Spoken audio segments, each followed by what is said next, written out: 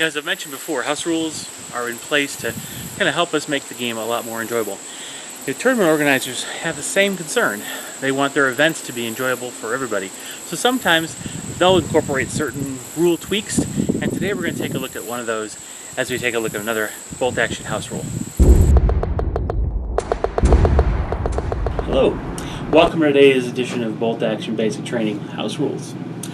There are actually a lot of rules that have been kind of tweaked for use in tournaments, and today I want to talk about one of them.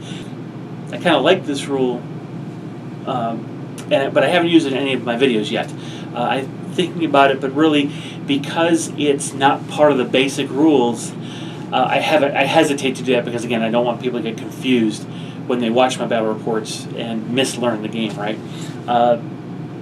But we'll see. We might actually introduce this in Clash of Heroes.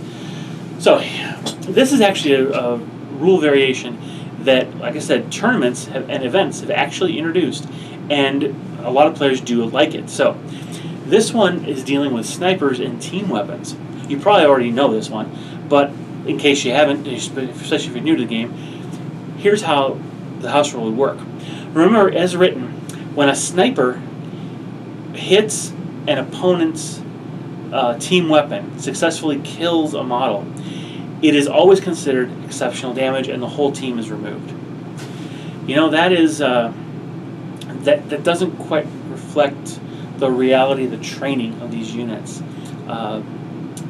In fact, it's even hard to explain it like you would the regular exceptional damage rule, where just a regular rifle shot or machine gun shot happens to roll a 6 to wound, and then a 6 to allow you to pick your target. Where there you could honestly, because the chances are so slim, you could argue, well, yeah, the shot actually hit the weapon and damaged it.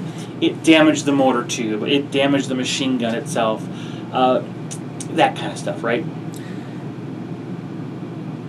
When you're looking at a sniper's not actually going to take that shot. He's not going to shoot to try to hit the weapon, because a rifle shot is not likely going to land and damage the piece of equipment as readily. He's going to go after the operator, right? Which is what the current rule reflects. But the reality is, in these operators, the team weapons, they were crewed by individuals that learned all the positions. So you had your machine gunner, we'll use that as an example. Yes, he's the primary gunner, he's the best one on the team, but the loader knows how to fire the machine gun and maintain the machine gun. The additional ammo carriers know how to operate the machine gun and are just as capable as the gunner itself. In fact, when the machine gunner falls, the loader takes over, and the ammo bearer takes over the loader's position.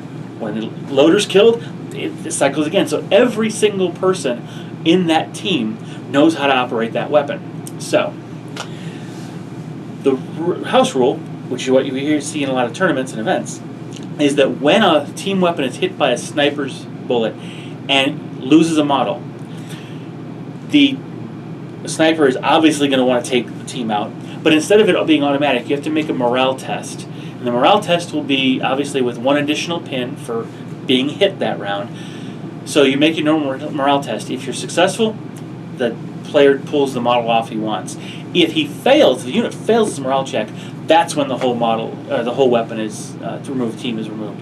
And that could be, you can reflect it two ways in narrative. One is, yes, the actual mortar tube got blown through, or the machine gun receiver got damaged and isn't going to cycle, or the crew is just, the sniper scares the heck out of them and they book. They just leave.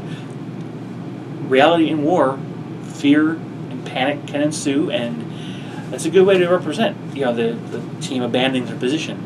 So, how's that? I mean, this is well established in a lot of events.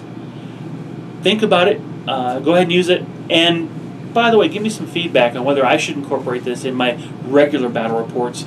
It's not just the Clash of Heroes, but the regular battle reports as well, given the fact that it does not reflect the way the rule is actually written. So, thanks for sticking around. See you guys in the next video. Bye-bye.